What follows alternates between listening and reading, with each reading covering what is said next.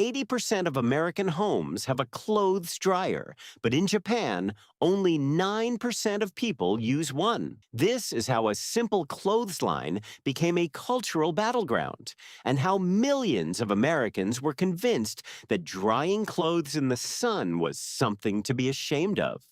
For most of human history, everyone dried their clothes the same way. They hung them up and let the air do its job. Then, in 1892, an African American inventor named George T. Sampson patented the first electric clothes dryer. But it took decades before anyone cared. By 1955, only 10% of American households owned one. They were expensive, clunky, and frankly, unnecessary when you had a perfectly good backyard. So what changed? Two words: live better electrically. In the mid-1950s, General Electric and Westinghouse launched one of the most effective marketing campaigns in American history. They enlisted Ronald Reagan to tour his all-electric home on national television. They created the Gold Medallion Home program, where a house needed an electric washer, dryer, and all-electric heating just to qualify. The message was clear.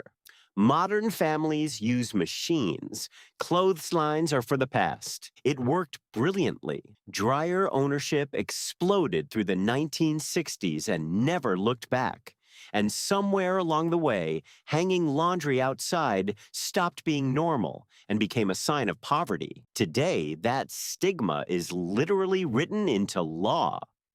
More than half of America's 250,000-plus homeowners associations restrict or outright ban clotheslines. The Willowbrook HOA in Washington State lumps clotheslines with litter, trash, and broken furniture.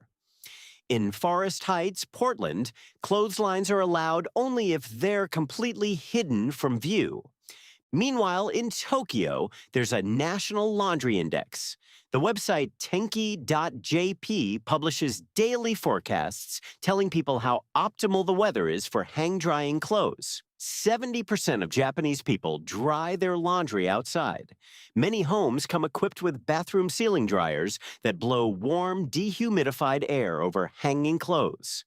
Seeing laundry on a balcony in Japan feels normal, lived in, cared for. The cost of America's dryer addiction is staggering. 89 million residential dryers consume 6% of all household electricity, generating $9 billion in annual energy bills and over 27 million tons of carbon dioxide. A single dryer produces roughly 3,800 kilograms of CO2 over its lifespan. A clothesline produces zero. A 2025 University of Michigan study found that drying just half your laundry on a line cuts emissions by up to 67%. And then there's the fire risks. Between 2018 and 2020, lint buildup caused 34% of the roughly 2,900 residential dryer fires reported each year, resulting in deaths, injuries, and $35 million in property damage annually. But change is coming slowly. Florida passed the first right-to-dry law in the 1970s, and since then, 19 states have followed. In May 2025, Pennsylvania's House passed its own right-to-dry bill. State Representative Lisa Borowski put it bluntly: banning clotheslines because a few HOA board members don't want to look at them goes against American values.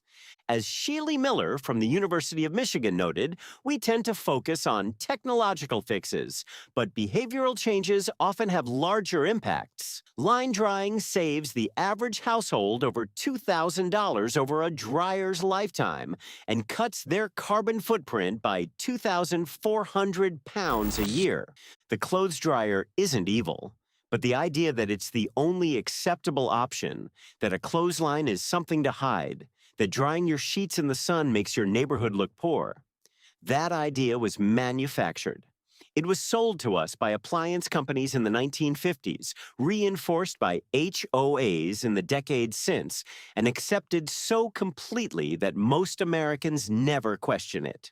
The rest of the world never bought in. Maybe it's time we asked why we did.